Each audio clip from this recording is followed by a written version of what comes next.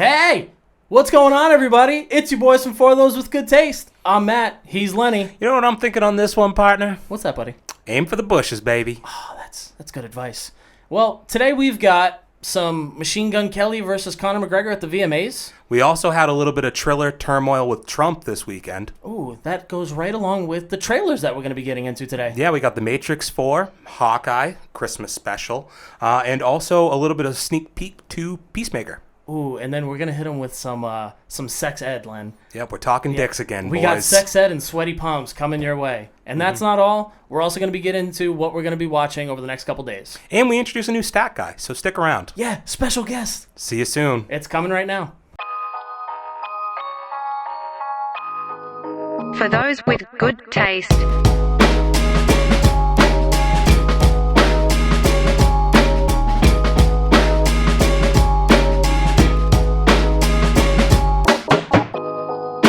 Lenny, this weekend we got football back.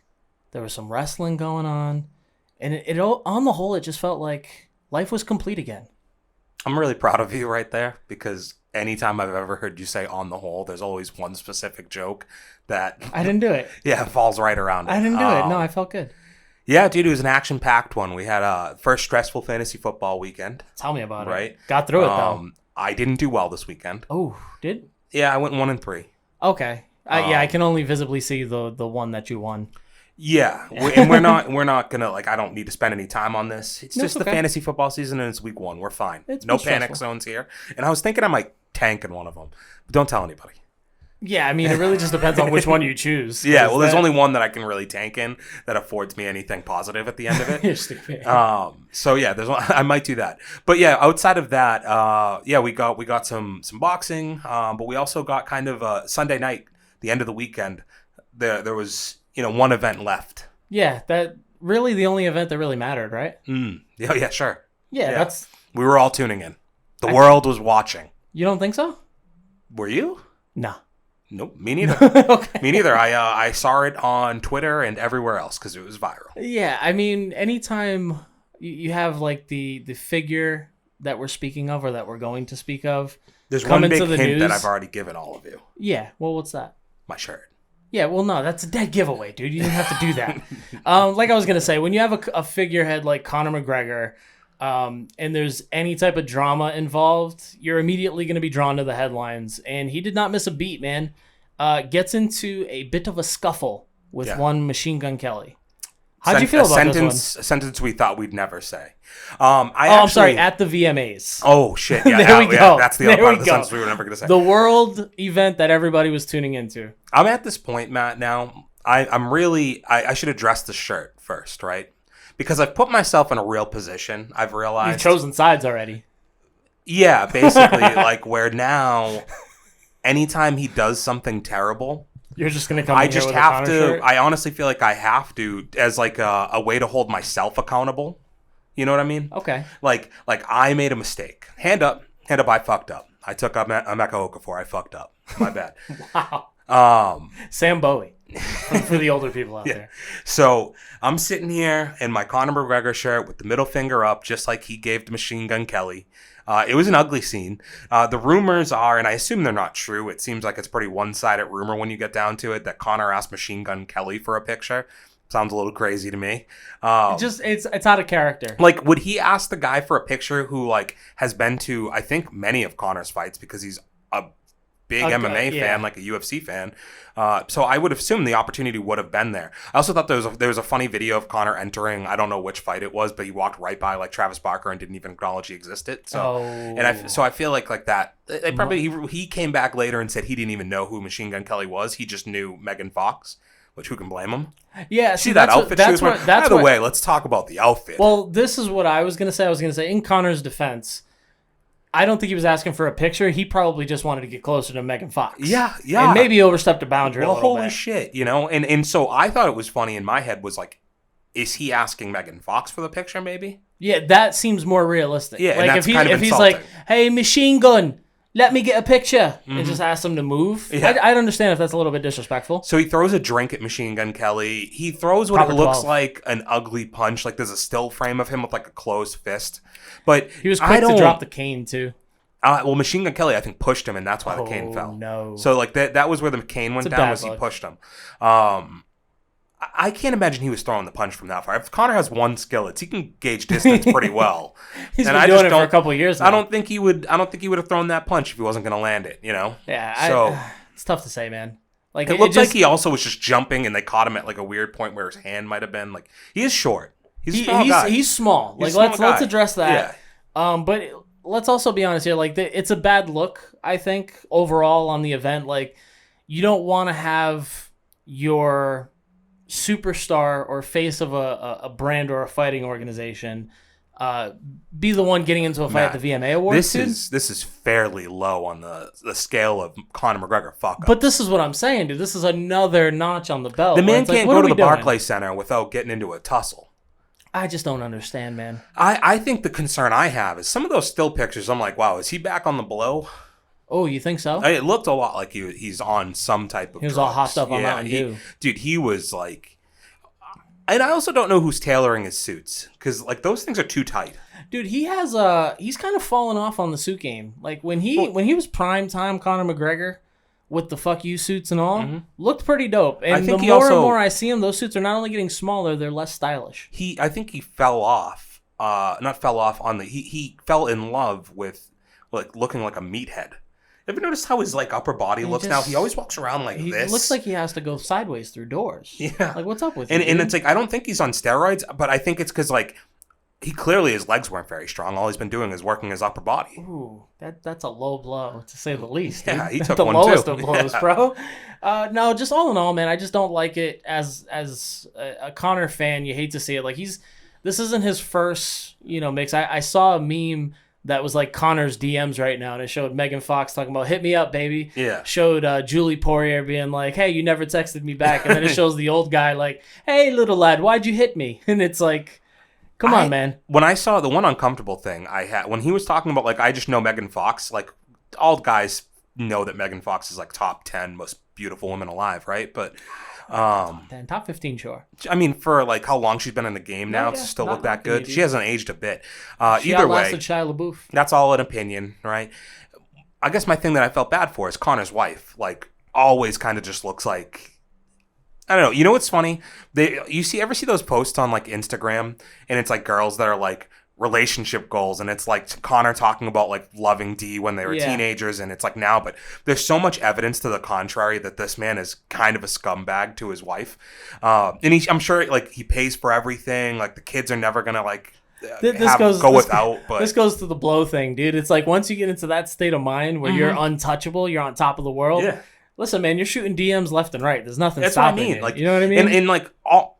Props to them. We don't know the relationship situation. She could have very easily been like, I'm sure what I would normally say in this situation, at least, is that I think like a woman who is in a relationship with a guy like Conor McGregor would probably have to say to themselves, I can either be okay with the fact that when he's not around me and he's in like Las Vegas with all of his friends, that he's probably going to be fraternizing with other women. I can either be good with that and like come to grips with it, and our relationship will be able to last.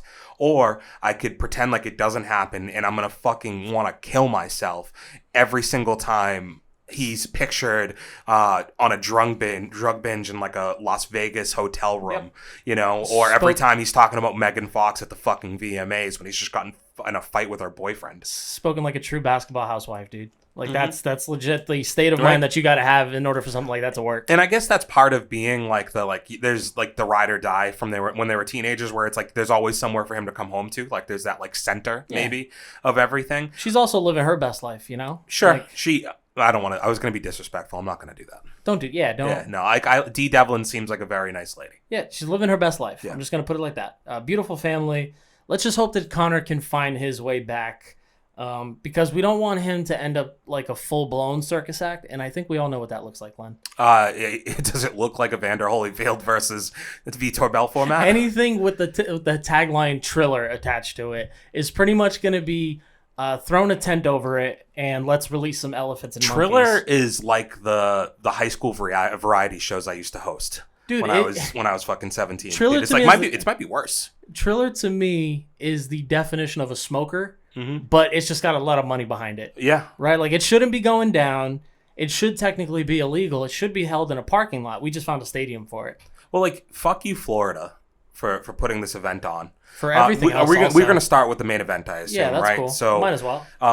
Evander gets knocked out in one round. He never looked like he should have been in there. They were selling you all the way in this lead up, like, look how good he looks for a fucking 58-year-old man. It's like they were speeding up the videos of him. Yeah, it's like he looks old. Doing? He couldn't fucking talk. Like, he was trying to talk, and the sentences made no sense.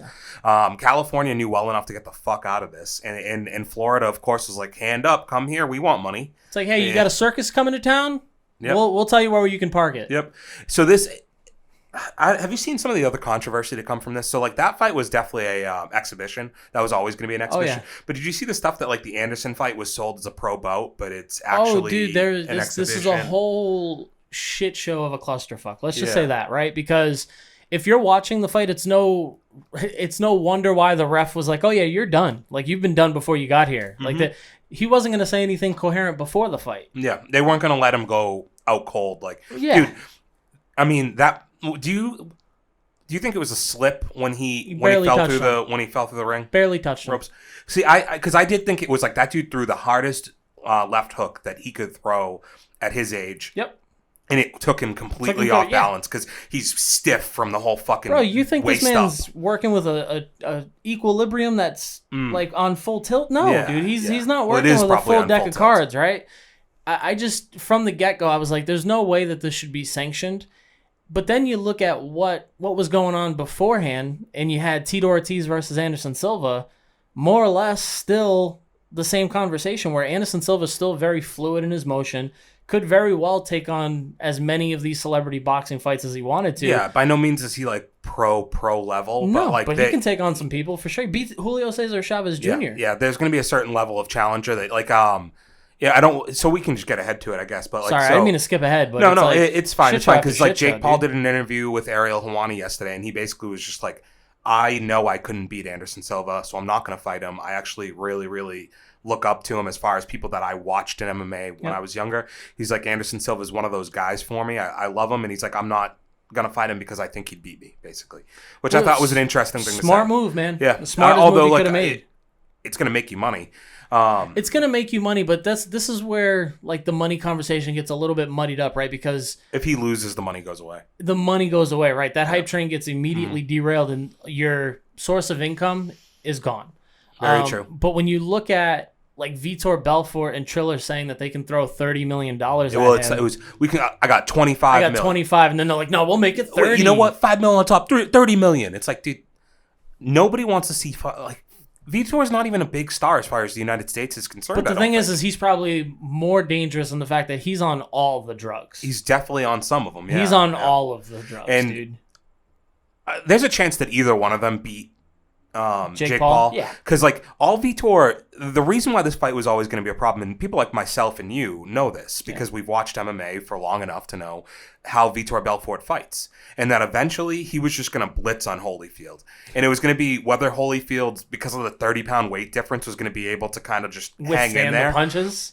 Do I think there's already like I mean I guess they're fairly close in size, Jake Paul and him, as far as weight goes. Jake Paul's given up. Vitor's around like 200 pounds now, dude. Yeah, so like 200, 210. I think Jake Paul's probably still giving up like 10 pounds to him. Yeah. But maybe he can hang in there and not get rocked by one of those punches. I don't think he could though. I feel like one of those. No, something's gonna land right when you go off on those blitzes that he goes. It's not even that, man. Vitor, even in his MMA days, would hit you with such precision that it made it difficult for you to withstand anything. He would hit you with 4 punches before you'd even recognize what happened. That was the same combination he used in MMA, Matt. No, right? no. Like it was like crazy, like straight left hook, left uppercut. Yeah, like, what are we doing? That's not even a combination you should be doing. He kept doing it. He just spammed it. He was like a UFC fucking 4 gameplay player. Like you know, like he just found a couple punches that worked and he kept going with them. But props to him. He made short work of it and he shot his shot. It probably just wasn't very accurate for him to do, and it was a little bit out of place, man. The whole thing was kind of a sham. So speaking of short work, do you think that Tito took a dive? I mean, metaphorically or literally? I mean both. Because like he took a dive for real. So because Ariel brought up some good points, and I did feel a little the punch that he gets fucking hit with by Anderson. It's legit. It's a legit punch. A good punch. The other two on the way down, not so much that they hit him. The the point that Ariel brings up is, first of all, Tito Ortiz is the person we're talking about, who is not like the subject of the most, he's not the most, doesn't have the most integrity, I guess is what I was trying to say. He's not above taking a dive. Let's probably just say that, not. And right? in the fact no that shots taken. He gets up, he's out cold, flatlined for the 10 seconds. The second the 10 seconds is up, gets popped. He's fine, right? Yeah. He's pretty good to go. It was just over dramatic, like the arm swinging. He committed to it, like his nose being buried into the mat. It just gets very dicey when you say that somebody takes a dive, right? Because when you find out afterwards it's an exhibition, though, and like all these little things come out, like, is it that crazy? He took the fight on short notice, Matt. Like, I was more surprised by that, the fact that he was able to turn around that quickly from the JCC fight, and there was no like rips on it, like, hey, nobody's got an issue with this, nothing, like, okay. But Tito also, Ariel brought this up as well, like, the guy just fought fucking Alberto Del Rio in an MMA fight. I don't know what was up with that. So this guy's already taking these money grabs, He's already fighting fucking Chuck Liddell and jumping up and down like he's the best person who's ever fucking fought because he knocked out, digging the grave. So for a guy who had his grave dug fucking 6 years ago, dude, like, what are you doing, it's a man? good one. Nobody fucking cares about. I don't want to get on a Tito Ortiz thing. No. So because, to answer your question, yes, well, I do think fucking it's earned that guy got knocked the fuck out. From everything of being like it sucks with him because he had this one moment, right? Remember when he came back and beat Ryan Bader? Yep. Like, he was beloved in that moment. Like, I remember him doing the fucking gravedigger thing for that fight, and it was electric. I was happy. Was for the him. best moment. Like, he could have gone out on that note. And all he's done since then is look more like a fucking idiot than he did before. Gone more off the rails politically because, like, we'll get into politics because we can't do that. Can't move on from this Triller thing without talking a little bit about the commentary team. And unfortunately, with the commentary team, politics come up in this. And I'll say this for start. You know what this event made me realize, Matt? Like, 5 years ago, I didn't give a shit about like politics were a part of life. Yeah. But I didn't like I didn't look at people and think about like what political agenda you had and how that might affect how I feel about you. Yeah. But now, like, listen to the commentary and a guy like Jorge Masvidal and just seeing like kind of where he stands on stuff, and it's like gets weird real quick. Yeah, it's like, where do you draw the line now with the people that you follow? And Hollywood obviously makes such a big fucking deal of this, and we've seen it in the past couple of years where so many of these crazy fucking liberal Hollywood stars have so much to say, and it's like that makes liberals look fucking crazy. But then I read the other side of it and I see like how psycho these right people are. It's like, if you want to fight on my bare knuckle thing, guess what? We'll never require vaccinations. It's like, okay, like, so great that you're not going to require them, but so you think they just shouldn't be a thing? Like, I don't think like you anymore either. And it's like your blind allegiance to a fucking guy who I've gone on a tangent here, but no, it's all right, buddy. It's a tangent that needs to get worked on. Like Donald Trump, right? He's on commentary for this event, him and his son. Did you listen at all to that? Oh, did I listen to it? I only, thank God, like, they gave you, like, it's not the main feed for the last two fights. It was only for the earlier fights. They weren't even on site. You realize that, right? No, yeah, they were like, they were in a completely different booth. Matt, I turned it off because I could not listen to this, like, you're all champions. Yeah. I'm so happy to be around all these champions. And, like, they're just lobbing this fucking idiot softballs. And okay, I think he genuinely cares about combat sports. I think it's a passion of his. I think he's always been around it. You got to remember, he was part of the Affliction fiasco and all that other stuff. He's been going to Tyson fights and all of that, like, early. I'm not going to take days. that away. But you know what I think about him, man? He reminds me of the way Vince McMahon is about, like, he sees MMA fighters the same way that Vince McMahon sees an oiled up bodybuilder. Yeah. Like he fetishizes it. Like it's something that you guys are so strong. You guys hit. They don't hit as hard as you guys. He's the toughest guy alive. You know? like it's like, like real warriors. This wasn't Evander. Yeah. I've known Evander for some time. Yeah. He's a champion. He always puts in a championship performance. What the fuck, dude? It was like the biggest jerk off of a guy's fucking ego who doesn't need to. Dude, Matt, they were still calling him fucking Mr. President on that thing. I know. Like it. It was upsetting. It was literally upsetting. So we'll jump right into this with drawing the line in politics, right? There is a moment of silence. Mm-hmm. The fight's happening on the weekend of 9/11, on 9/11 actually, right? We're not even going to discuss the fact that this man is so hated that people will yell, "Kill him," in the middle of a moment of silence for the troops. It is so... And no two wrongs make a fucking right. No. I'm not saying that's right. That's insane to me. Yeah. That there were arguments. But he draws that kind of ire. Yeah. You could hear it in the crowd. There are arguments happening. There was because a lady there's two groups of people who hate each other. There was a lady who got kicked out. I saw a video of it. She was like an anti-masker or with good like reason. That. Yeah, with good reason. Right? Get the hell out of here. Dude, and like, we're not here to fucking spread our opinions, or I don't even, and like, truthfully, I don't think I'm intelligent enough to have my... And I mean specific opinions. No, I'm not intelligent enough to have this long conversation about vaxxed, not vaxxed, masks, no masks. I think some stuff's silly. I think other stuff is silly. Like, whatever. None of it makes any fucking sense. But I can just tell you, like, personally, there was something off-putting about watching the event with them involved and watching the way they're like Junior Dos Santos is like so in awe of like being in his presence, and Jorge Masvidal is like being jerked off by Trump. Just stroking him, dude. Yeah, I don't know. We'll wrap it up with this, dude. On the whole, the commentary I thought was shit. Mm-hmm. I thought even the real because what was the box? Who's Spencer, right? Sean was it Sean Spencer? It was 50 Cent was on there. Who didn't say much. He was who didn't say much. Todd Grisham was one of them, and Sean Porter. Sean Porter was. I was saying Sean Spencer. Yeah, he sucked. Sean Porter, he was not good on the real commentary. Whoever keeps hiring Sean, I've seen him on 3 different fights now. Mm-hmm. Stop hiring Sean Porter. There's no smoothness to what he's talking about, and he didn't really seem like, to me, as a person who's a boxing fan, but not like that wise to the game. Like, there's got to be a way that you present that in a more intelligent manner to me, and I just didn't get that. And it's because he didn't know MMA. You should have had a guy who was educated. Frank Mir should have commentated on this, by the way, I think. I'll take some heat for this. Sean Porter, for being a boxer, knows nothing about boxing. Mm-hmm. Despicable person to listen to when he's talking about how a fighter is... Is despicable the right word here? I don't... that seems like a very personal word to use against somebody. I don't know. I wanted to see if I can, maybe gauge a little bit of hate. Sure, despicable. Yeah, he's a despicable human being. No, I take that back. But you can't have somebody... Like, I to look at somebody like Andre Ward, who is a student of boxing, and who has studied familiar. And is familiar with all types of combat He sports. knows who Anderson Silva is. He trains with MMA fighters, all this different stuff, right? This person doesn't have enough knowledge on his own sport, let alone someone like Anderson Silva to be able to talk about him. I don't think it's right. I'll give like 1 or 2 suggestions real quick. I said Frank Mir. I think that he would have been a good option. I'm saying these 2 names because they've been associated with Triller now already. Yeah. Like, Frank Mir's already worked with Triller. He's boxed for Triller.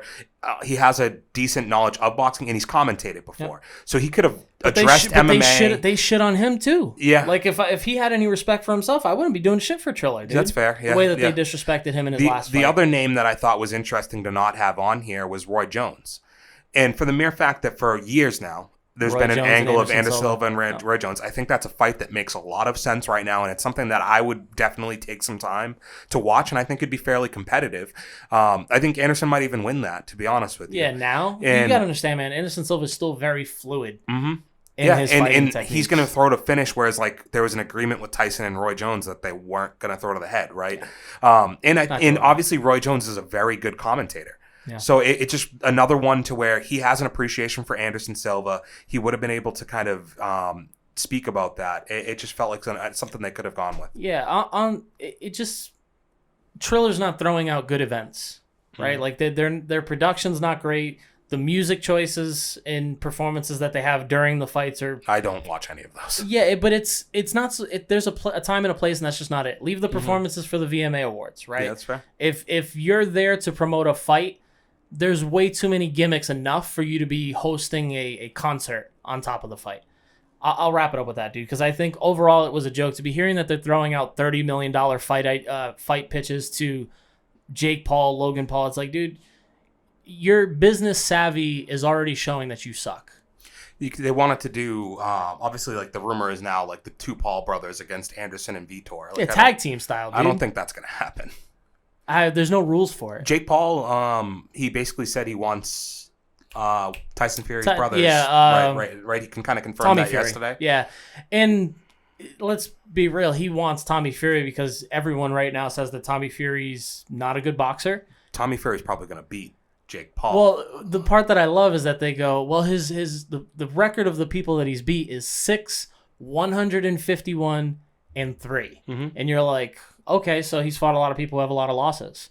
Does that take away from the fact that he has skill and is actually a real boxer? Yeah, Probably not. I just think that, like, technically, even if that fight wasn't exciting that he just had, like, I feel like it's a fair assessment to be like, he can beat Jake Paul. Yeah, he fought an MMA guy. He's also a short MMA guy. He's also like, I think he's going to be bigger than Jake Paul. He's going to have actual... Probably by like maybe 10 to 15 pounds. Yeah, and then a couple inches, right? So it's not... Boy's girthy. Yeah, it's not a great... matchup for him? It's not a great matchup. So, yeah, I think that's an interesting one to angle for. I think you almost might want to hold off. I don't know where... He should fight another MMA guy, realistically. Yeah, I just don't... I don't want anybody to think that you look at Tommy Fury's record and his last performance, and you're like, this will be an easy fight for Jake Paul. I think that's heavily undervaluing what Tommy Fury brings to the table. Also, last thing, did you also see Tito Ortiz's video where he was like thanking Anderson Silva for giving his girl his seat on the plane? How cheap is Triller that you couldn't get my wife a seat in first class? Yeah, dude? Is that the issue here? I think there's a couple other issues. First of all, did they have Anderson and Tito sitting next to each other in first class? That's funny. That's weird. Secondly, do you think it's an asshole thing that Tito was going to take first class and leave his girl and coach? Because that stood out to me as kind of a wild move. Well, we've already talked about how much of a douchebag he is. You know what I mean? Like that. This is not out of character. Thirdly, like Tito Ortiz, I assume has some money in the bank, and why wouldn't he have just got his girl a first class ticket? This is also the guy who said he wants to outlive his kids. Did you forget that? What an asshole. Dude, like, he's not a great human being, bro. I'm not surprised. Yeah. Hey, honey, I'll be up here in first class drinking mimosas. Yeah. Don't let the baggage hit you out back. Tough fight, got knocked out yesterday. Can you blame me? Need some leg room. Don't mind me. Can we wrap up the circus act with a little bit of WWE talk? Yeah, we have a couple minutes. Yeah. I wanted to get your take on Big E winning the WWE Championship. Well deserved. Beating Bobby Lashley. What'd you think deserved. of that? It's sad to see, like, Bobby Lashley's been a good champion, but obviously this is all in response to the fact that a week ago AEW dominated Raw's numbers. Yeah. Like, coming off of the CM Punk and Brian Danielson debuts, they've taken over the demo, so they're winning that 18-32 number or 18-40 number, which is the money making demo for TV content, right? So this was in response, like, we need to freshen it up, we need to go younger. It was kind of, the only thing that sucks is there was no build to this. Like, all of a sudden he shows up on Raw and is just like, I'm going for the championship. When, like, cashing in the money in the bank. When the only person they've been building anything up with was he kept appearing around Paul Heyman, like, doing kind of this, like, hey, you never know when I'm going to show up and take your boy's title. Yeah. This reunites the New Day. We'll see if that's anything good. But Big E himself, I mean, the guy's great. Natural energy. Was I reading something? He's been in the game like 20-something years? No. Because he's like he's 30, if anything, now, I'm pretty sure. Yeah. Okay, maybe I looked at the wrong number. He's been for about 10 years now in the WWE developmental, I would say, is a fair assessment. I mean, the New Day's been a thing for like 6 years now. Okay. So, yeah. Dude, Bootios has only been around for 6 years? That's probably I'm about right on that. That's crazy. I'm to finalize this, so sorry. I'm happy. I'm definitely happy. We'll see where they go with it, because you can do this great shit one night, but the problem isn't that WWE is having one good night of TV. It's that they have nothing consistent to build on. Yeah, I wanted to get your take on it because it was just a really interesting answer for this, like, the All Out event, which kind of also keep in mind for AEW. The shitty thing is here. I mean, this happened on the first night of Monday Night Football. So it was a response to two things. They already thought they were going to get dominated because they're going against Monday Night Football. So they need to do something to get people to tune in. Then you also had AEW doing so well right now. I don't see how this is a needle mover enough that's going to get people to be like, I need to tune in every Monday to see Big E, unless you all of a sudden have him doing really good matches every Monday night and not just being in stupid fucking angles. I guarantee you, I can already tell you what's going to happen next week, Matt. They're just going to have a New Day celebration, and it's going to lead to, either Bobby Lashley coming out and challenging for the rematch at Extreme Rules, or you're going to get a three-way with Randy Orton. And then Bobby Lashley takes it back. Yeah, I don't think he's going to take it back. I think you can't do that at this point. You need to stick with Big E. And I realistically, I'd like them to see them build to Survivor Series, where you get Big E and the New Day against Roman Reigns and the Usos. Oh, that'd be dope. Is what you're probably going to get. That'd be really dope. I mean, that's a good match. So, Matt, I had a quick question for you. I always love these questions. So last night, and this I just saw something that made me think about this, and I had a question for you that I thought about last night. So I was saying goodbye to somebody, and I gave them like just a quick little dap, and they took that as a moment to do the dap into the hug, but like the 2-arm hug, not the like hold the hand, like let go of your hand, brought you in. Do you think it matters arm placement in that situation for who the more dominant person is? It's weird that you just asked that question because I just recently hugged somebody. Yeah. That I hadn't seen in a couple, maybe like a weekend or so. And I wasn't sure if I should go arms cross or if it was cool with me just going bottom. Well, so I always think you do this, right? So you both, it's like kind of meet in the middle. It's like one person gives up the less dominant side. And they tried doing like a top? It was, so I had to maneuver. Hold on, was this I need to specify, is this a guy or a girl? Guy. This is a guy. Okay. And it's not like, and we're friends, but like we're not like oh, so you guys aren't there. I would argue, and I'm pretty confident that they're not going to see this clip, nor would anybody else know who I'm talking about. It's like we're not in that type of relationship where I was caught off guard to begin with the like dap into the double like arm I was hug. weirded out that your dap brought me into a hug. But I had to do this thing where I like alpha'd and had to keep my arm. I kept my arm going over. Oh, you went topside. Like so, I kept one down low the way you're supposed to. I got you. But the other arm, I dominated. Like I had to. Like you were ready to reach suplex around. This motherfucker. Yeah, and I just wanted to know if that is the appropriate, if that even matters. Because I was self-conscious. I thought about this for like 10 minutes after. Because you're vulnerable, dude. Yeah. You know, I think it depends on the level of relationship. Yeah, I think if we're bros, I can hug you wherever. I just wasn't even prepared for it, and then like if I want to go hand to butt, dude. If we're bros, I'm doing it. Right? Yeah. No, that's right. But if we're like acquaintances, we dap each other. Do you reach in the back pocket? Like, what do you? Depends on our relationship, dude. Okay. And if he's got something back there. I guess I'm questioning our relationship because you've never reached in my back pocket. So. Well, you sag a lot, dude. So I know if I'm reaching for the back pocket, I'm going straight cheeks. Are you talking about my actual ass, or are you talking about my pants? No, I was talking about your pants. Okay. Yeah. All right, dude, I have a nice ass. That's no. You frequently told me I don't. You're right. Yeah, I mean the cakes are definitely lacking in that area. Do you know what I bought though, Matt? I bought those Skechers that are supposed to shape your booty. I don't even know where to begin with that, dude. Is that what the old guys are doing nowadays? To give themselves some lift? They have the little balls at the bottom. They're supposed to like give you a little the Australian workout, butt lift? Yeah. That's disgusting. Yeah. No, it's called the hard work. It's the Amish butt lift, dude. It's done through old-fashioned hard work. You're churning butter, bro? Yeah, exactly. That sounds awful, man. Yeah, dude. Listen, I'm just gonna go back to your previous question because I don't want to start churning butter over this. If we're bros, I put my hands wherever I want. Well, okay, but dude, there's. But if we're acquaintances, I'm gonna keep saying it like that. If we're acquaintances, I think if you come in for a hug, I got to put my hand on your chest. There's got to be a certain level of like, I don't know. I guess, am I friend? I don't know if I'm friends enough with this person for him to have done this. Because there's definitely friends that I walk up to and like, that's the type of handshake I'm giving.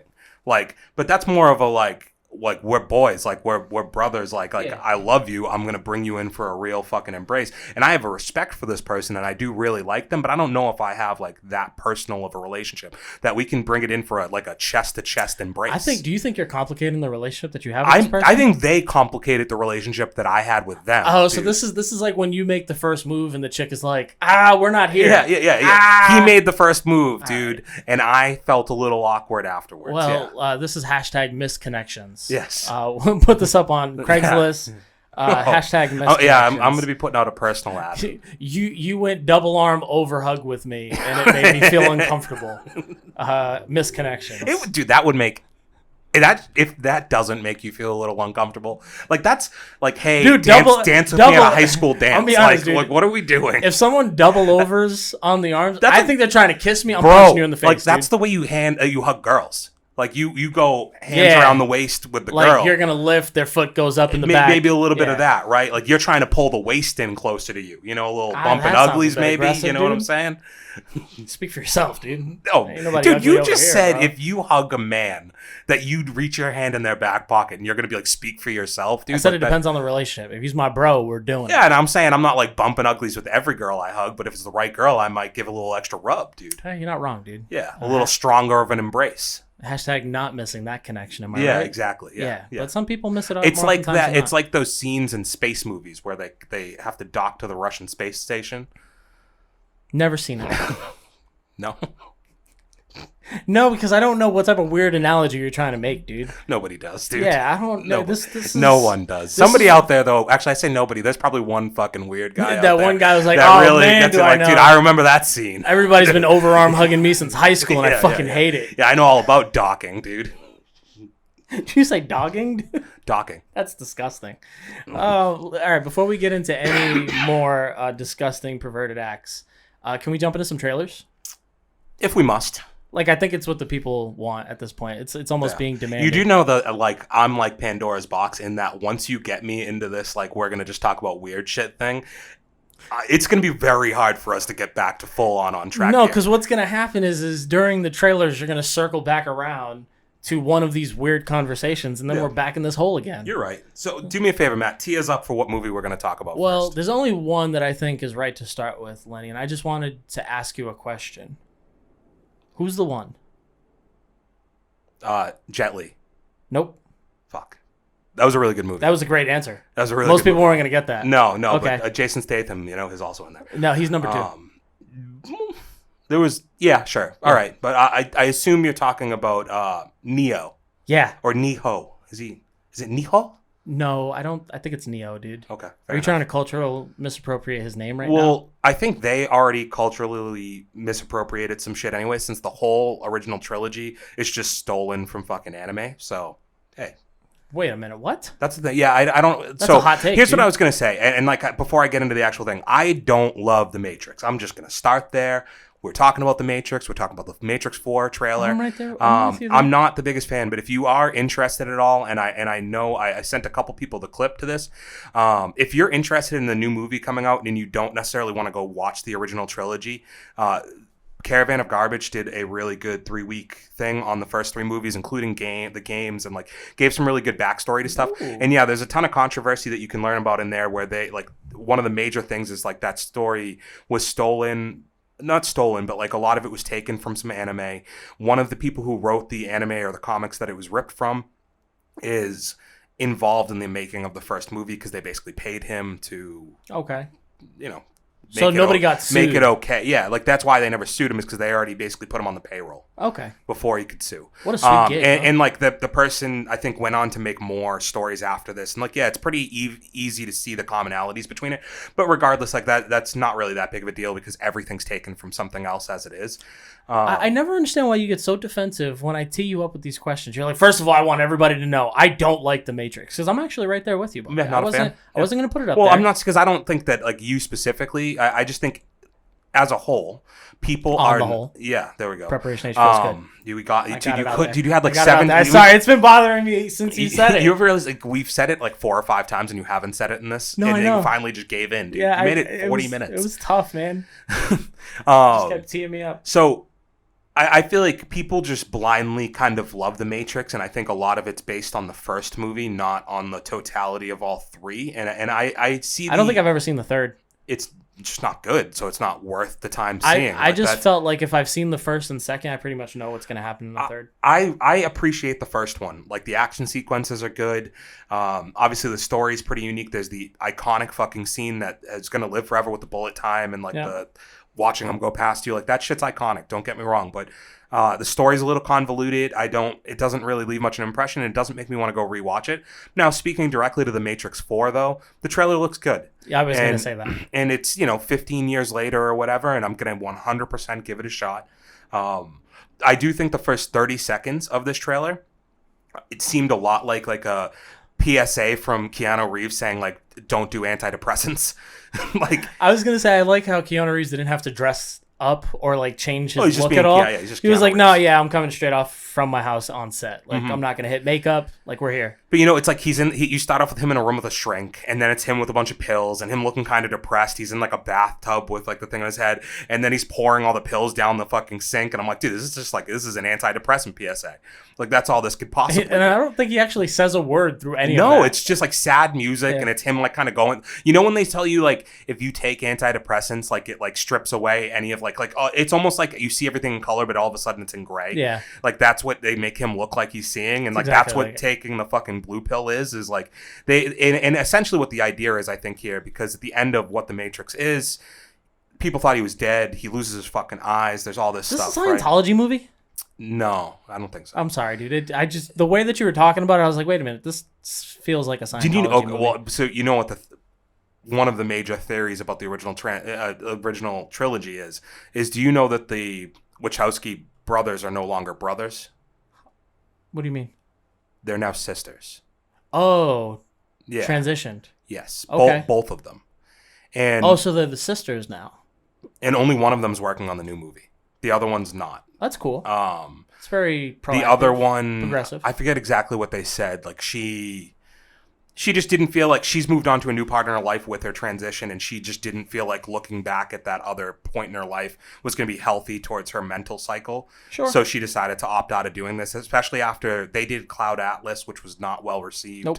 And they did one other movie that I can't remember the name of right now, but none of their movies have been that well received since The Matrix.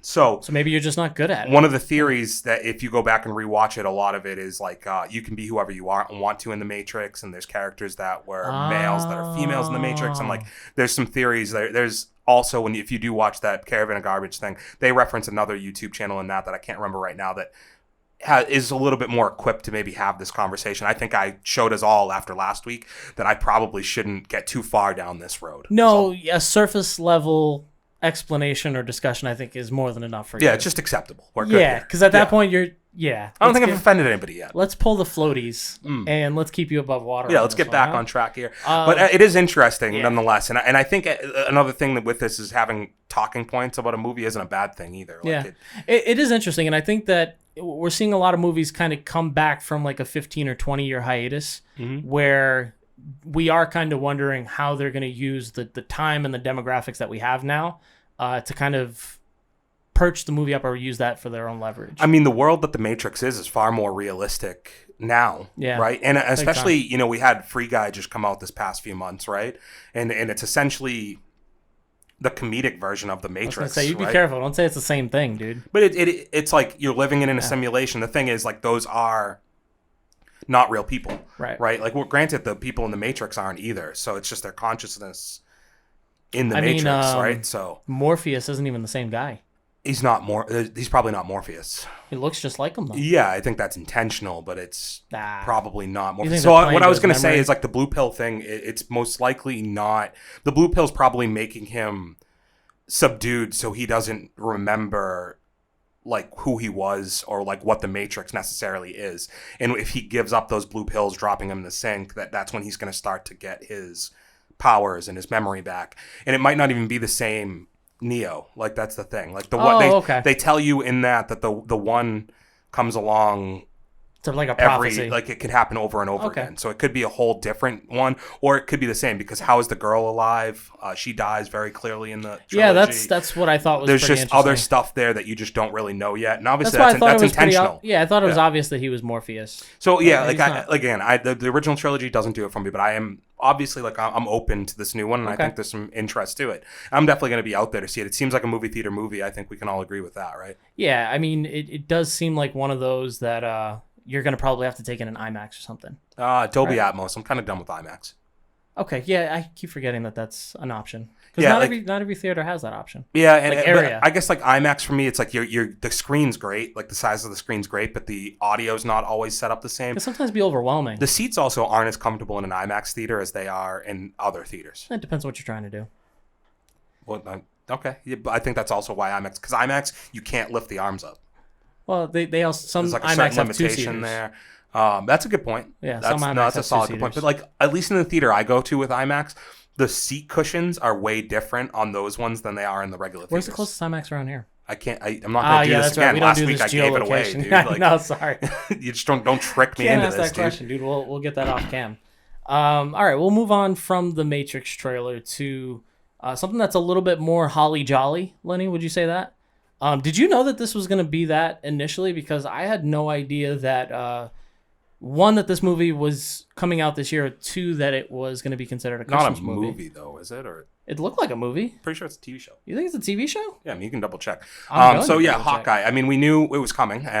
We knew it was coming out this holiday period at some point. After What If it was going to come out. So I'm not surprised. I guess there was no way to know. Yeah, first episode date. There was no way to know that it was going to be what time period it was going to be based in. I do like it because I think it's going to instantly give it a different aesthetic and feel than what we've gotten from any other Marvel thing now, right? Maybe the last one that was in the Christmas period was like Iron Man 3. Does that sound right? Yeah, actually, it's the only one that I can think of that had any Christmas in it. Yeah. Right? It kind of gave me some like Home Alone vibes to it too. Obviously not the theme of like Hawkeye's not Home Alone, but I just feel like obviously the time period, it was Japan, right? But it looked like kind of like it New felt very York-ish, movie-like, which is actually a little bit of a relief that it is a show because I feel like it's going to play better episode by episode. What do you think of the casting of Haley Steinfeld? Well, I was always excited to see her in this. Like she's awesome. I think she's going to be really good in this one. They seem to have already a good chemistry. Yeah, we're obviously going more it seems like with the TV series, they're making a point to have more humor mixed in with what they're doing. And, Clint seems like he's a little bit more jokey than he is stoic in this one, which I guess he's become more of a smart. He's been leaning into that as the Avengers has come to a close. He's kind of been that guy since he retired and then became Ronin. He got a little dark. This is going to be another step into us passing on some of the original Avengers titles into the new characters, between Florence Pugh taking over as maybe the next Black Widow or, in this case, Haley Steinfeld coming in as Kate Bishop and kind of taking over for Jeremy Renner. There's a bit of a passing of the torch happening with all these heroes. Which the great thing about that is that, we're now, 15 years in, right? On the cinematic universe. And the way you're going to be able to continue this and carry this into the future is by getting fresh faces, getting younger at certain positions. But you have to do it in the right way. And I think doing them with TV series is a big way to make a difference here, right? And you're doing it with known names, too. So. I didn't realize, so Florence Pugh's in the cast for this series. Oh, I didn't even notice You see that? Yeah. And it has the chick from the Conjuring on there too, who is apparently playing the mother of Kate Bishop. Isn't that interesting? Okay. Well, I mean, we've got some time to build into the excitement. Do we know how many episodes it's getting? No, but if we can base it on what we've gotten from the other ones, it's probably about 8, I would assume. Hopefully. 6 to 8. Don't give me 6. Yeah, 6 is too little. 8's probably the perfect amount. What are you, fucking Goldilocks over here? I don't understand the 6 reference. was too small, 10 was too big, 8 feels just right. This is how I know that you have a kid, because you know, the Goldilocks shit. Dude, don't act like you're too good for Goldilocks, bro. If you were going to give me, a little kid, story that I remember, it'd be, the one with leaving the breadcrumbs. Hansel and Gretel? Sure. That's only because you're a movie guy and they came out with a movie on it. They've had a couple. They have Jeremy Renner. There we go. And then there was another one called Fucking came full circle. was it called Gretel that came out a year or two ago? It wasn't very good. That was like a scary movie. Yeah, though, right? and I was the only one who saw it. See, this is why people have an issue with you not watching mainstream movies, because you'll take in some shit ones. Oh, dude, you want to talk about a shit movie real quick? I would love to talk about a shit movie. House Shark. We're going to need a bigger house. Shark? We're going to need a bigger house. What the hell is that? It's a movie called House Shark. There's a shark in somebody's house? Yes. Did they get flooded? I don't know.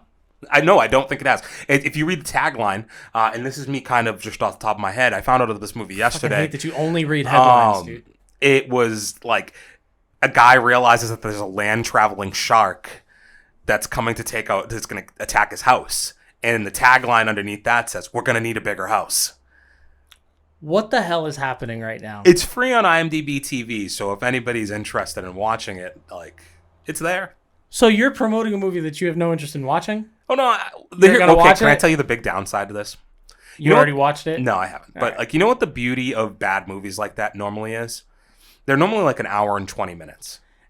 Right? Which is okay. Which is an okay time for you to just take in the movie. Yeah, it's terrible, but it's an hour and 20 minutes. This movie, Matt, is an hour and 51 minutes long. What the fuck story are you telling me for an hour? But it's so long that I almost need to know. See, this is what I'm That's what she said. Pause. This is so long, I'm going to have to take it for a ride, I think is what you wanted to say. No. It was more of it was a piggyback on our conversation last week about urinals. We're not going back to that conversation. I'm not doing that, dude. I want to make peace. But House Shark, dude. So if anybody else out there has a little time on their hands, wants to take in a nice shark flick, dude, it's an hour and 51 minutes. Nobody has an hour and 51 minutes on their hands. But they're gonna need a bigger house. No.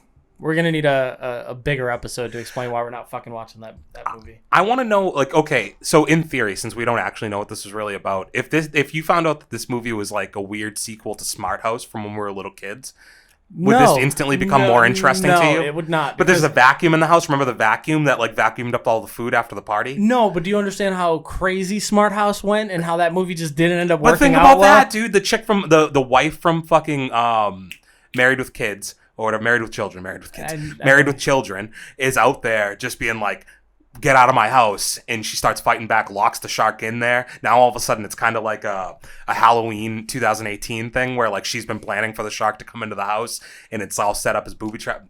Sorry. So there's one land walking shark. I don't know if it walks, Matt.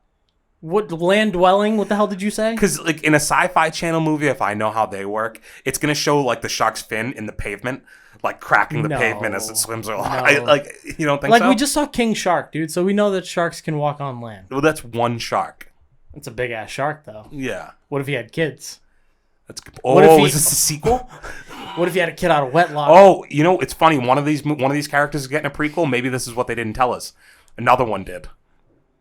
This is the spinoff where King Shark had babies that he didn't support. Oh, of course. Like, what father does? Well, see that's gonna take this into a terrible turn, dude. We're just gonna have a quick 5 minutes on why single parenting is tough. I do think in the shark world that like it's more common that they probably give their kids up and they're like, go figure out how to survive on your own. Yeah, no, that's actually how it happens. Okay, there we go. Life. Okay, you're not wrong, dude. This makes sense. So he's a good dad. So you think, here's the thing. You're thinking about, remember that movie with Mark Wahlberg where he has the kids? Yes. You kind of want to do that, but with sharks. You're talking about Instant Family. Yeah, you're trying to do that with sharks. So we're going to need a bigger house because the house isn't big enough to... We're going to need more They're land. raising two growing sharks, so they need a bigger house because the rooms are too small. That's insane. Because you can kind of relate right now. Yeah, there's definitely two sharks in my house that are ruining everything in sight. Yeah, and you're like, I need more space. I just think I need a harpoon. Yeah, nice one. A little crazy. All right, we'll make peace. Can we make some peace, dude? Yeah. All right. Let's get into that. We'll move on to the very first look at Peacemaker, which is the spinoff from Suicide Squad. And I'm going to go ahead and say that I hate James Gunn for this. Why? Because he did what he said he hates people doing. You're taking a character that died in front of me, my two eyes saw it, and then you brought him back off camera. Did he get shot in the Technically chest? on camera. What happened? He got shot in the face. I know it was by Idris Elba. Oh, wasn't it Elba. in the chest? The bullet splits through the other bullet? Yeah, because he goes, how the fuck did you do that? And he's like, smaller bullets, mate. Yeah. So there we go. But it might have been through the chest. I think it was it wasn't in the head. Stat check. Hey, stat check. Could we see where Peacemaker got shot? Could you just in the Suicide Squad find that movie? off? Thank you. Stat check. Appreciate that. Thanks, man. Yeah, we're trying out a new intern, and honestly, it's not looking good. This was tough. I don't like having to ask for things 3 times, so it's like first of all, he wasn't even paying attention, so you're not even watching the show. Yeah. You're like, we have a live audience. You can't even fucking get them to pay attention. That's how bad this is going. Haven't even got a clap. I'll tell you what, that's not a big fucking inspirational thing for us. It lets us know our job's not being done well. No, and it also lets us know that maybe we don't need an intern. Yeah, well, we do. We just need a good one. Yeah, we're vetting. Hit us up in the chat if you're looking for an intern spot. We're looking for submissions. We've posted on Indeed as well as Monster. And you can also find us on LinkedIn. I also have a Craigslist ad up, looking for love. Hashtag misconnections, and we brought it back, baby. Yeah. Let's go. I know that you liked John Cena. In general. I was going to say in the WWE. I know you like him as an actor. Are you looking forward to the Peacemaker show that's going to have 5 episodes? I think he was like one of the biggest bright spots of the movie, right? Would you agree, Suicide Squad? I think he was one of the better parts of it. He was immediately probably the second or third best Did person. you get a chance to watch Vacation Friends yet? No. Fuck. I know. I should. Fuck. It's been looking at me. I'm not going to, because obviously like we have this whole thing where you've told me to watch a ton of stuff that I'm never going to watch. So I'm not going to keep doing the like, come on, bro. If you want to put our relationship out there right now, dude, like this is a very, very take relationship. Can we just say that now? But it's not like an exclusive to you thing. It's like I got to be given the recommendations. No, I realize that, but there's also levels to this game, and I also feel like I'm on one of the top levels, and I still don't get to unlock any of the Well, membership but dude, stuff. if you're gonna spend all your time telling other people what they should watch and listen to, then you don't have really time to take in other people's suggestions. That's what I'm like a dam, dude, and I'm just backed up with like stuff I need to listen to, and I just have a little water overflow that's coming through. Yeah, you're backed up with shit, honestly. Yeah. That's what you're full of right now. Stat check. Stat check. The internet says that Peacemaker got shot in the chest and then the reactor falls on his body. So he's dead. That's tough. He's dead. That's tough. Dude, I don't know how you come back from that. There's no way he comes back from that. James Gunn, you've crossed the line, dude. You cannot go back on this. You have to deal with the repercussions. I beg to differ, Matt. How about this? The new movie starts with a scene, and he has a little air pump, like a basketball or a bike tire air pump, and they like put it into John Cena's character, maybe his belly button. And it's So you want to mix Suicide Squad and Space Jam? Yeah, and all of a sudden Basically he's rebuilt, and he's ready for a TV series. That would be great if they didn't already have an end cut scene where they find him in a hospital. You watched that? I didn't, but I read So how about the fuck it. do you know? I dude? read about it. Yeah, neither one of us Past know the headline. anything, dude. Neither one of us know anything. We didn't Well, see that shit, dude. For all we know, that's what happened. Okay, newsflash, Matt. How'd he get to the hospital? He was flat before that. Somebody came along with a little bike pump. Boop, boop, boop, boop, boop. Why? I still don't know why a bike pump is the only pump. Like, there's air mattress pumps, there's electric, but there's so many Well, other where options. was he going to plug it in? Did you see that building? Into the reactor, But it fell and it was broken. which means it's on him. It's easily accessible. Maybe. Accessible. All right, yeah, fair point. You don't think so? I don't think not. Listen, man. All that I know is that as we continue to watch more and more trailers, we continue to see all these different movies doing well in movie theaters. It's no wonder that the Venom date got pushed up. This thing's been pushed back, pushed up, pushed back It's the again. yo-yo of the movie world. Yeah, it's like a girl at a nightclub.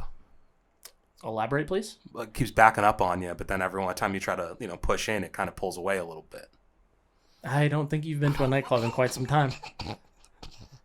I'm just gonna call that as I see it, my man, because that's like when you touch a boob and it feels like a bag of sand. Well, I don't think you actually knows what happens in a Do they nightclub. though? A little bit. Yeah.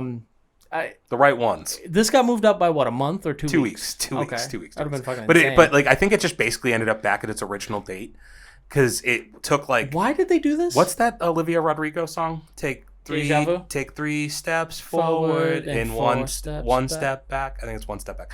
So it took 3 steps back, but then this math doesn't work. Yeah, you're not doing well on this, huh, buddy? Yeah, well, It's okay. We'll lean on our new intern to let us know what the name of that song is. But I know that's you're good. You don't. it's Good. I wouldn't make you put that in your cookies. dude, he puts a lot worse in his cookies, bro. Yeah, hell yeah. Okay, so Let There Be Carnage has been moved up. Do you know why this happened? Well, you said exactly what it was. It's so they saw the performance of Shang-Chi and Shang-Chi.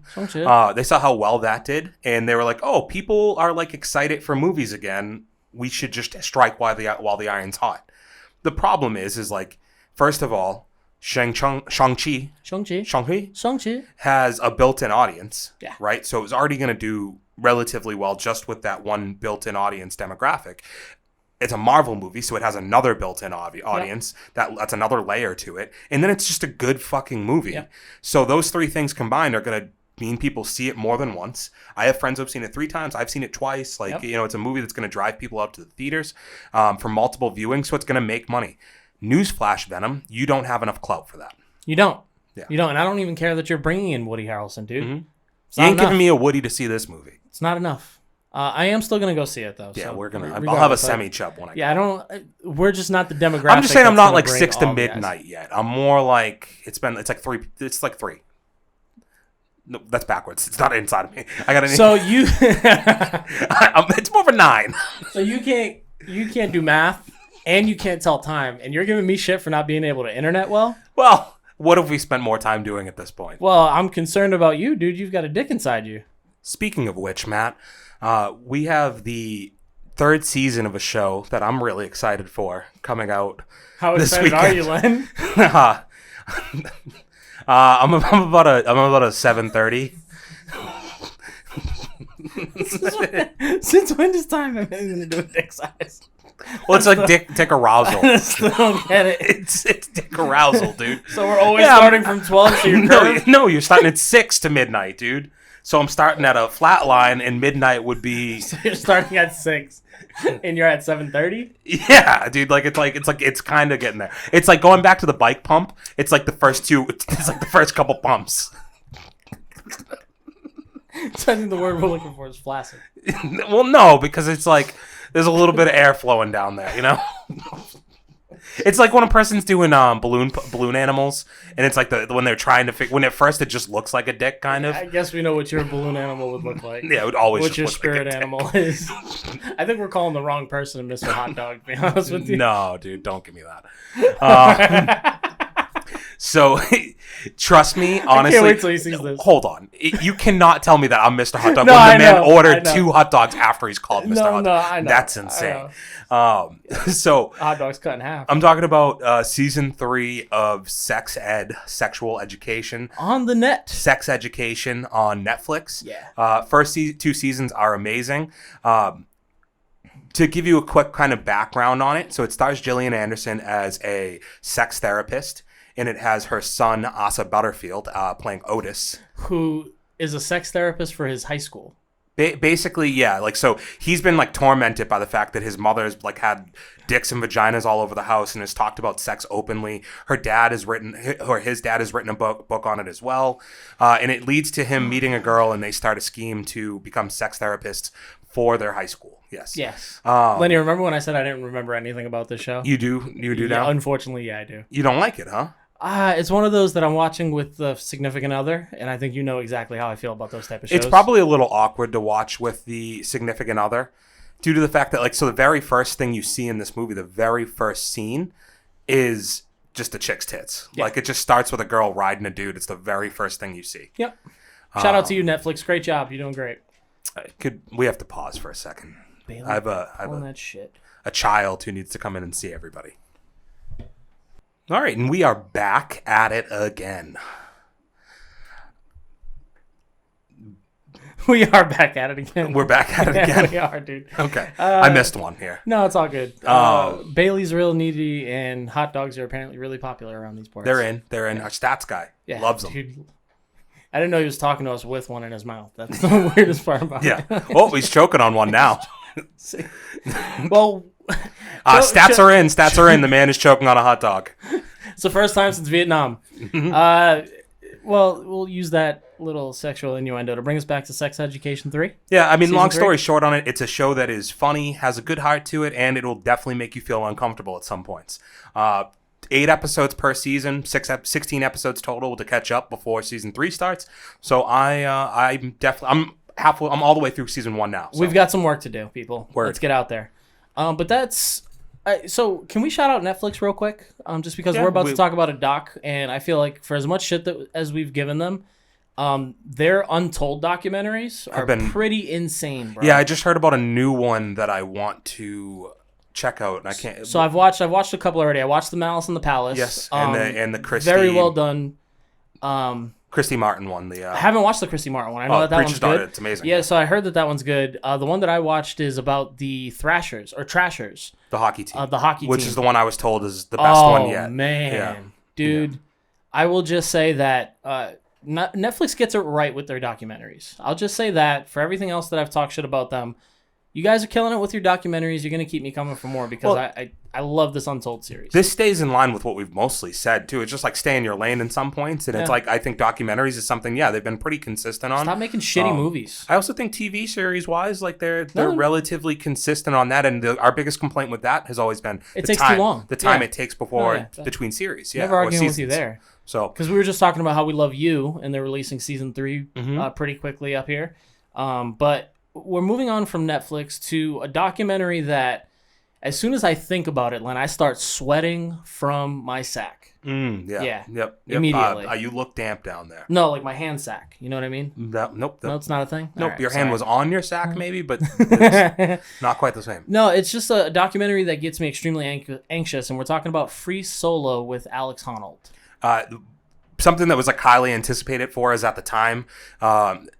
a guy who with no wires, nothing, climbs the side of a fucking rock face, El Capitan, and it is terrifying. The way they filmed it is incredible. Like the way you feel like you're fucking there, dude. And every step of the way. It's crazy. It's one of those where every time he's moving his hands and his feet, you're like, oh, he's gonna die. Like, there's no way that they're gonna show me this guy falling to his death. Well, it's a wild ride. All it would have taken was him like cramping up, and it would have. I don't know. A bird would have flew in his face. It would have been awful. It might be the most tense viewing experience I think I've ever had. I would agree with that. Imagine seeing that in the theater, Matt. You know what's crazy is because we watched that on like our TV, but I feel like if I'd have seen that on like an Dolby Atmos, well, I think IMAX for that like would have been. I can't win. This is what I'm talking about. Mr. Contrarian. I'm putting it out there now. I did this on purpose, people. I said, oh my God, this would be awesome to watch on Dolby Atmos. Couldn't even get him to agree with me on that. Nah, man. IMAX is fine. This is an IMAX. I just shit on IMAX a little while ago, but I think it'll definitely be up to snuff. This is an IMAX one, yeah. Dude. Yeah. I just think that, like, the scale of it, you know? And, like, did I mention the seats? The seats probably be perfect for this one. Like, because they're a little more upright, and it's like I feel like you'd just be a little bit more in it, and it's like the screen kind of surrounds you. You know what I mean? I don't, but you can stop asking me. Okay. Anywho, so the new documentary that the directors of that are working on, so it's something to do with the kids in the mine. Oh, you know the one I'm talking about? Yep, the kids that got stuck in the mine. Not even the mine. It was like in a cave, underwater cave type thing, and they were stuck there for days. Yep. They're doing something on that, and it's supposed to be like it's from footage that's in there, and like you're gonna feel very. You tell me they had cameras in there before all that shit happened? Yeah, the kids had cameras on them and shit. Yeah. What? Yeah, I'm pretty sure the kids had cameras. Or do you think they put them back in there and like made them reenact it? Those kids just got they immediately got shuttled off to like a containment facility and held till they could redo the movie. Like, oh, we're so glad that you guys could make it. Now you're going back. Yeah. That's a great movie if I think about it. How do you feel about another 3 days? It's like a vacation. You don't have to go to school. Except this time we're going to pay you. Yeah. Like, oh, man, I wonder if they'd sign on. I wonder what you get paid for that. It's like, honestly, you should be grateful we got you out. You kind of owe us. Yeah, now we'll get you out if you can get yourselves out this time. You're kind of in debt, and we showed you how to get out, so now just figure it out. It's insane to me because I'm just trying to think about how they would even...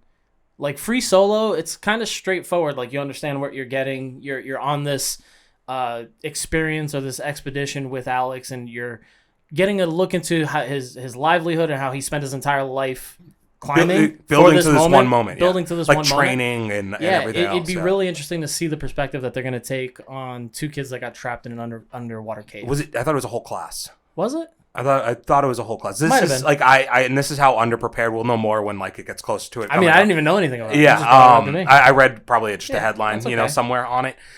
Speaking of the environment, though, Matt, you know what they probably could do for lighting here? They said that by 2040, that about 40 to 50% of the world, or maybe it was the United States, is going to be running on solar energy.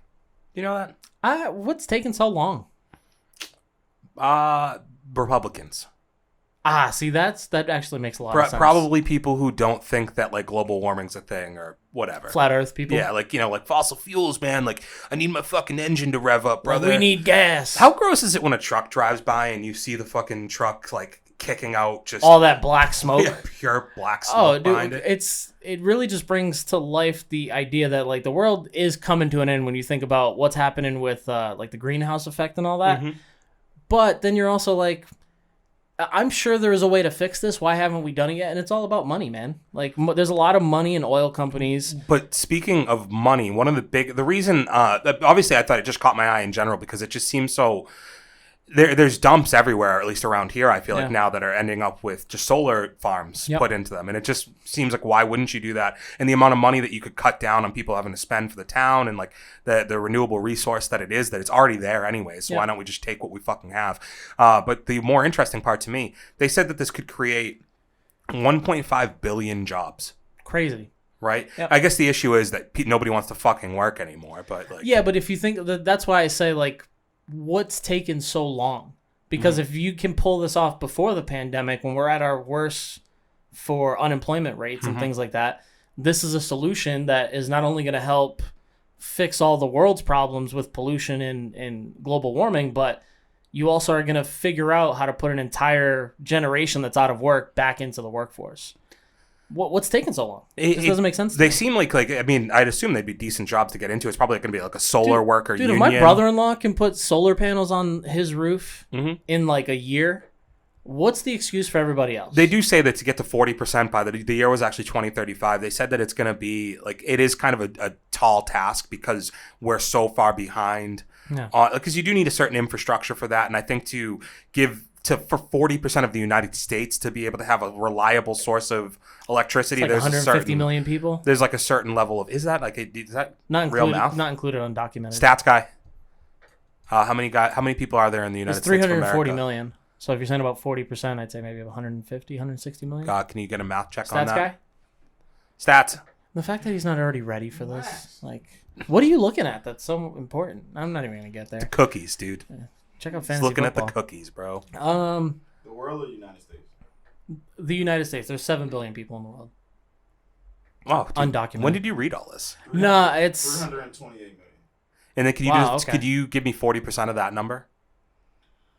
And that's not included undocumented immigrants. Because that number brings us to like 500 million. But I think those guys are all in Guantanamo Bay still. No, they're documented when they're down there. Oh.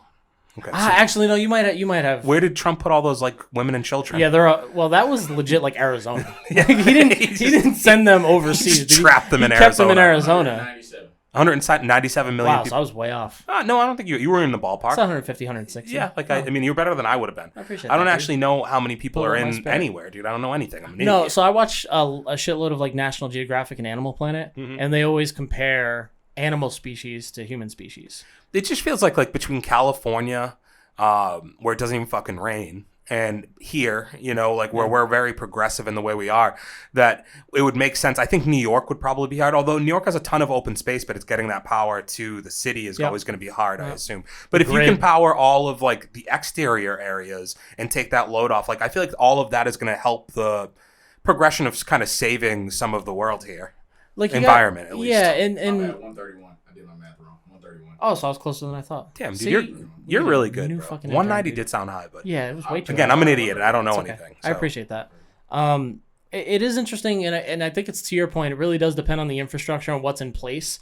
You'd have to, we have communities in our country that don't even have running water and stuff like that. Mm-hmm. So it's always goes back to the conversation of flying cars. You remember? Oh, we're never gonna have everybody driving a flying car because your uncle's still gonna have his 1985 Cadillac. There's going to be people who just can't afford to adapt, and maybe you can't afford to put solar panels in your neighborhood. If there is ever to be flying cars, though, do you think there's got to be a place for both? You could still drive around your sick old fucking car. There's a lot of unused space up there, man. Yeah, well, the issue becomes would you have to have levels? Because you don't want cars hitting planes, right? So have you seen Total Recall? Yeah, of course. The second one. Yeah. With Colin Kate Farrell. Beckinsale, Colin Farrell, and Jessica Biel. Yeah, I know the one you're talking about. Yeah, spicy. Yeah, okay. You're damn right, it's Jessica Biel. The way that they had is there's roads in the sky that those flying cars technically. Well, so that's what I was kind of trying to say is so you would have to have planes fly just inside the atmosphere, and you'd have to have the cars somewhere in the middle, but then you could still have streets on the ground, right? Obviously. Yeah. You're not gonna get rid of the streets, dude. Yeah. I can't. Nothing to say on. You're right. The streets is real. That's probably the most hottest take anybody's ever had. Yeah, you can't get rid of the streets, bro. When I said that, I felt it's what was I supposed to say back? It's well, no, that's a lot of logic behind it. So they won't let you. I dropped the mic in a moment where I wasn't supposed to drop the mic. It's no, hold on to that mic, dude. You got to keep this conversation going. Going back. Would you fly or would you drive? I'd fly. Would you? Yeah. Fuck yeah. So I am afraid of, not that I'm afraid of flying, but anytime you hit turbulence and there's that feeling of just being suspended in the air, I'm like, oh, this fucking sucks. Yeah. But if I'm in sub-level, I'm only 50 or 100 feet in the air. Okay. I'm cool with that. Still confused why. I can pull a chute. That'll dude. still hurt. I'll pull a chute, dude. Fifth Element. Yeah, it's exactly like Fifth Element. Yeah. See, Stats it's good guy. for something, there we go. dude. I guess I would still be afraid of falling. 100 feet off the ground is still going to kill you. I don't know. It'd be dope, though, dude. This leads me to another thing that I read today that has nothing to do with flying cars, by the way. Headline. Funny enough, yes. I'm just gonna call headline when I know you didn't actually read it. So, you know what's nuts to me, Matt? How, like, people go on these hiking trips to, like, the Grand Canyon or fucking Utah, New Mexico, any of these places, and they climb really high up, and then they just fall to their death taking pictures. I'm getting deja vu. Did we have this conversation? We might have, because I read about another one today, and I just still don't fucking get it, dude. So, it's not it's been happening a lot for, like, the last 3 years since Twitter and Instagram made... I mean, 3 years is probably cutting it low. I feel like it's longer than So that. what I'm saying is when it became cool to just do shit in a bikini, right? Like chicks were in their bikinis taking pictures on mountains and like falling to their death. I like the because of these picture. You know how hiking girls trips. always do the thing where like they're not facing the camera and they're just flashing and they're just like free the boobies or like you know, and it's more like you just freed your back. tits for the environment. Yeah, of course. Yeah, and it's like, well, like where's the front? Like if you're freeing the titties, like well, you're showing them to nobody. Like what are you that's really what I giving said. them out to? Like it's free but with a paid subscription. Yeah, like if I wanted to see the front side, I'd have to pay like $5. Yeah, and to go back to what you were originally saying, people are doing crazy shit, and now it's just like you have a camera now, so I can have a GoPro on my head as I jump to my death, which is basically how it happens. Well, now. because like I think certain things should be reserved to Russian people. So like the Climbing ones with poles? like the guys who are like hanging one-handed off the side of cranes doing and pull-ups shit. with one like, arm? Yeah, like Russian people can do that. I don't think anybody's going to argue with the fact Ukrainians that like, too. Yeah, like there's just certain parts of the world where I understand that like they're built different. Yep. It's cold all year round. They don't get a lot of sun. They probably like do You some need something weird to get shit. your adrenaline going. Yeah, I get it. totally It's okay. understand that. But the fact that like just Instagram models wannabe social media star is just taking they're an tumbles influencer. down fucking hills to kill themselves. I don't know, man. 100 feet will kill you is my main point that I was getting at here. No, but again, to answer your question, I'd probably fly, dude. Yeah. I think I'd like that. I would have to really build up to it. But you know what? I'm more afraid of all the other people. I don't flying. trust people. That's what I was gonna say. I don't trust people driving. So if I get into a car accident while I'm flying and it's not my fault, I'm gonna be even more pissed. Does that make sense? No, well, yeah, because like a fender bender 100 feet up in the sky, You're dead. Like, what if it knocks out the thing that makes your car fly? Nope. See, yeah, you just solved my problem. I'm not flying. But they probably would have to install some type of like crash scenario. You know what I mean? What do you mean, like a backup camera? Airbags, but for the bottom of your car. Like a parachute for your car. Sort of. There you go. A parachute with a cushion on it, Like a an air fail-safe mattress. type thing, or a button you press that launches you And if out. it doesn't work electrically, you just take out the old bike pump and you. Yeah, we're checking that. No, I actually think that they should keep installed that little lever that's on the bottom of your seat that you pull to like move your seat forward. Ejectocito, But cuz. yeah, exactly. You ejecto. Ejectocito, cuz. Hell yeah. All There right. we go. Dude, we might have just solved the global warming crisis. If only we were smart enough to build flying cars. Dude, imagine if we had half of the smarts of Elon Musk. Yeah, he's smart. I was gonna like say he's not, but he probably Well, he's is. a cyborg, so technically that's artificial It's not fair. intelligence. Yeah, it's like steroids. No. It's the whole thing. So relatively speaking, we're probably just as smart as he is. I think. Yep. So we had mentioned social media stars, and I had one little last thing of things that I kind of am semi-interested, and I just don't know if I'm going to watch I or like not. that you put semi-interested in there just to give yourself a failsafe. Well, because like so clearly I'm interested enough that I read I read a headline that then got me to read an article. Like that's kind of I impressive. will also just say that I have asked this man to watch shows that I genuinely love and enjoy. Those take a hard no every time I ask.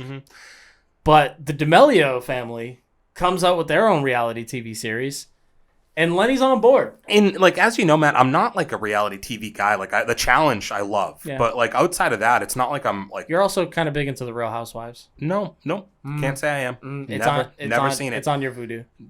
No, I'm positive it's Okay.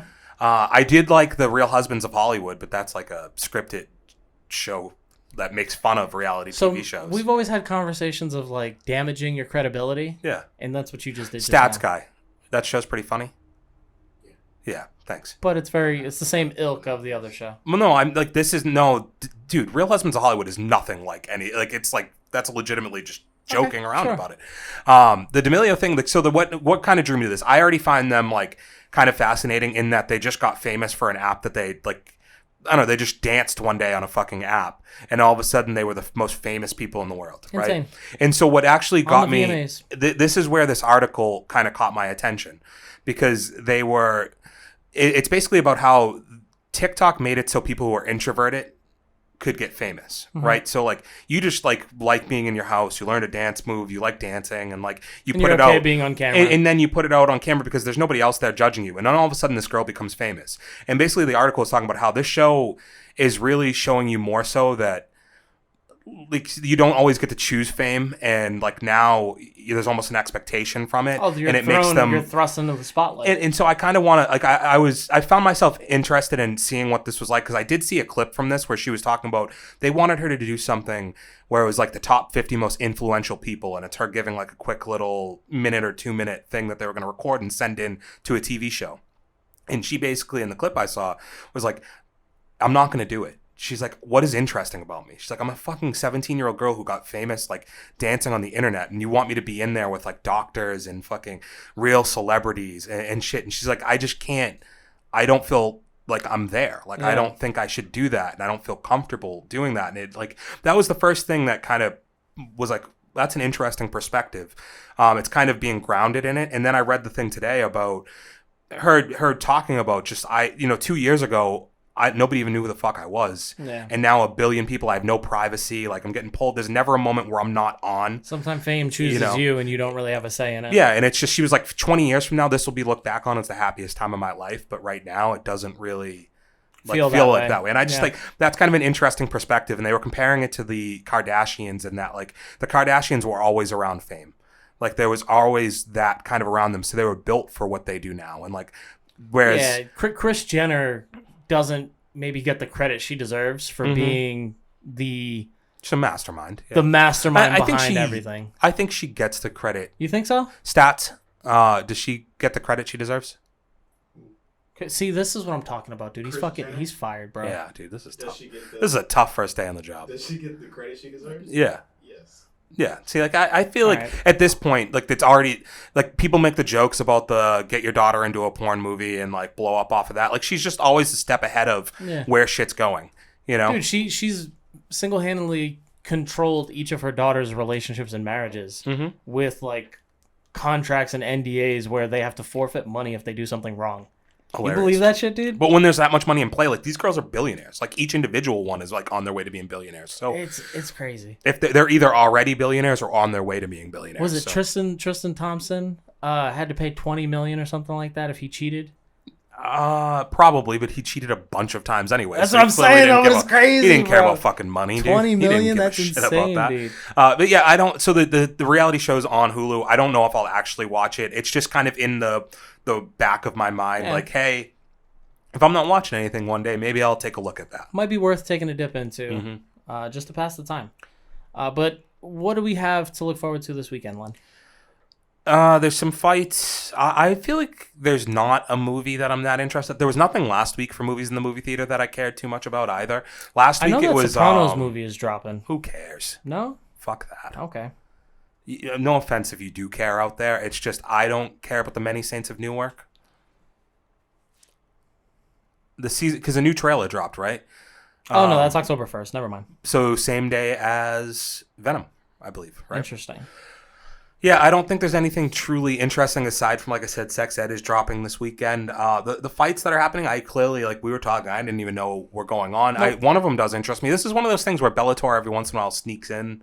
They don't do a good enough job promoting their stuff. Like, because like get somebody on Instagram to post your freaking fight cards. Yeah, while Romero making his debut for them is a pretty big deal. Like, he's facing Phil Davis, who's been the most decorated light heavyweight on that roster so far. Yeah, one of them. Brian Bader probably being a close second on there. He goes both ways. About, like, so I can't. The Tito Ortiz and Liam McGregor fight from like 6 years ago.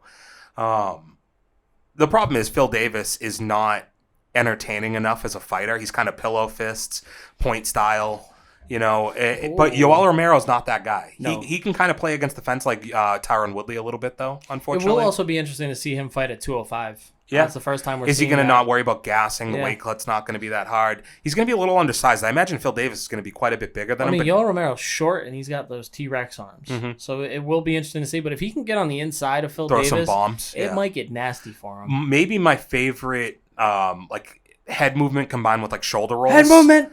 Head movement. You know what I'm talking? Like when Yoel gets against the fence and he starts doing the Anderson Silva hand movement, like Wing Chun. Dude, stuff. When he's getting ready to jump knee you in the face, dude. Yeah, I'm not I'm not co-signing on that, man. It should be interesting to see him at 205. But the other fight that is happening over on the UFC side of things, another one that's kind of flying under the radar, but it's probably because it's Anthony Smith. Yeah. Anthony Smith has never really gotten a ton of love on this show. Reliable for the UFC, though, in terms of headlining fight nights, clearly. Like, he's done that a lot over the past 5 years. And they're maybe trying to set up Ryan Spawn for something big. Yeah, or see if, Anthony Smith has started to turn it around. He had a little bit of a rough stretch there, but he's turned it around recently. Spawn is an electric striker, but I think he does have some flaws to his game. So there's some opportunity there for Anthony Smith. So should be interesting. Spawn's definitely still unproven, but to your point, yeah, I think they're setting this up to be kind of his next step. Yeah, so if you've got nothing to do on Saturday and you're just looking for something to watch, this could be something that catches your interest. Both are free fights on Paramount and on ESPN. So for sure. Something to look forward to. But that's all we've got, Len. Yeah, I'd say that's a show, dude. We fucking nailed it, bro. And I'd say we, to our credit, pat ourselves on the back here. Stayed pretty on topic today. No, I know, but it wasn't like we're not sloppy when we go off topic. Well, no, we are happily. Like I like to make it sloppy. It just gets weird sometimes, you know. Mm-hmm. I like to make them toppies sloppy, you know. Okay, that's... How do you make words sound disgusting sometimes? Like, that's a toppy. It's not even a bad word. Like, I'm talking about topics, dude. No, I know. Toppies, dude. We say it all the time. Yeah. We got them toppies, them sloppy toppies. Dude. Yeah, when you never know how to end an episode, so you just start making it weird. But we do a damn good job at that. No, we do it all the time. Yeah. And we also do it sometimes on our social medias. You can find us on Tweetsers. Twitter at Good Taste Live, and then over on Instagram at For Those With Good Taste. Just to be clear, he said Twitter. Like, I don't know if people grasped that. I fixed it afterwards. We've also gotten questions on where you can find the audio versions of our podcast. Yeah, because you haven't said it in a while. Yeah, that's true. So let's run through them real quick. So we've got Spotify, Apple Podcast, Google Podcast, iHeartRadio, Pandora, Deezer, fucking YouTube. Oh yeah, and Matt, there's one more. These nuts, motherfuckers. Yeah, D's in the building, so that's really interesting to put that there. Yep. You can find them on D's Nuts. But if you really want to get into what the hell's been going down, you got to let us know what's going on in the chat. Hit us there. Drop a like. Do something with the subscription button, Len? Yeah, and special thanks to our stat guide. Not the best first impression. We'll have a new one. We won't let you guys down. We're gonna have to set some real, boundaries about how the job works from here on out. Apparently, we're gonna have to take his phone away, dude. Yeah. Well, we kind of need him to have the phone. No, bro. To do most of his job. Apparently, he can't focus when his phone's in front of him. Yeah. But it's been real, guys. We'll catch you guys right back here in Good Taste Studios. But we're getting the hell out of here. One love, my brothers. Peace. And sisters. Bye. Love